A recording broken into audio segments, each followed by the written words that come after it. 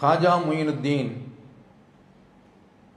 இவர் அஜ்மீரில் அடங்கப்பட்டிருப்பவர். அவருடைய பெயரில் முஸ்லிம்கள் பெரும்பான்மையாக வாழக்கூடிய ஊர்களில் 6 நாட்கள் மௌலுது ஓதி அந்த 6 நாட்களையும் அமர்க்களப்படுத்துவார்கள்.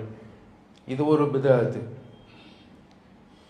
அடுத்து ரஜபு பிறை 27 வந்துவிட்டது என்று சொன்னால் அப்போது ஒரு பெரிய பிதஅத் நடைபெறும்.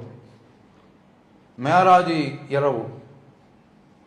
இது 27 நடந்தது என்பதற்கு எந்த விதமான ஆதாரமும் இல்லை.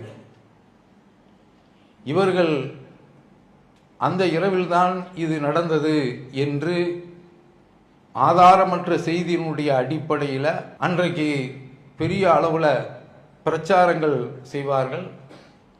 அன்று இரவு நின்று தொழுவார்கள், பகலிலே நோன்பு நோற்பார்கள். அந்த இரவில்தான் நடந்தது என்பதற்கு ஒருவேளை ஆதாரம் இருந்தாலும் அந்த இரவில் அமல் செய்ய வேண்டும் என்பதற்கு நபி ஸல்லல்லாஹு அலைஹி வஸல்லம் அவர்கள் வழிகாட்டியிருக்க வேண்டும். அவர்களுக்கு வழிகாட்டி கொண்டிருக்கக்கூடிய திருக்குர்ஆன் அதை கூறியிருக்க வேண்டும். குர்ஆனிலும் இல்லை, ஹதீஸிலும் இல்லை. மேராஜ் என்பது அது நம்பிக்கைக்குரிய ஒரு விஷயம்.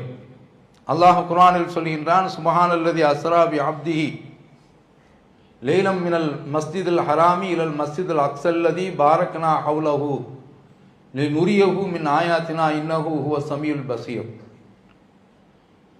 ஒரு இரவில் சொற்ப பகுதியில் தன்னுடைய அடியாரை புனிதமிக்க ஹரம் என்ற அந்த பள்ளிவாசலில் இருந்து மஸ்ஜிதுல் அக்ஸாவிற்கு அழைத்து சென்றான். அந்த வார்த்தையை ஆரம்பத்தில் துவங்கிவிட்டான்.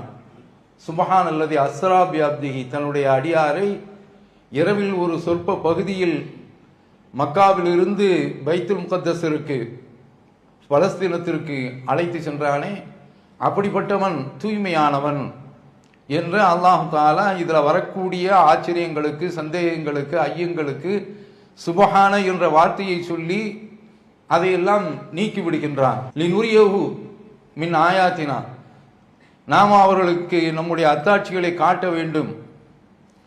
அதற்கு முந்தி சொல்கின்றான், அதை சுற்றிலும் நான் பரக்கத்து செய்திருக்கிறோம் என்று சொல்லி காட்டுகின்றார். அப்போ அப்படிப்பட்ட அந்த அற்புதத்தை மூமின்கள், முஸ்லிம்கள் நம்ப வேண்டும். இரவில் அல்லாஹ்வுடைய தூதரை அழைத்து செல்கின்றான் மக்காவில் இருந்து பைத்துல் முகத்தஸிற்கு. இது ஒரு அற்புதம். அங்கிருந்து அல்லாஹ் தஆலா அவர்களை விண்ணுலகத்திற்கு அழைத்து செல்கின்றான். வலகத் ரஆஹு நஸ்லத்தன் உஹ்ரா இந்த சித்ரத்தில் முன்தஹா. ஜிப்ரீல் அலைஹிஸ்ஸலாம் அவர்கள் விண்ணுலகத்தில்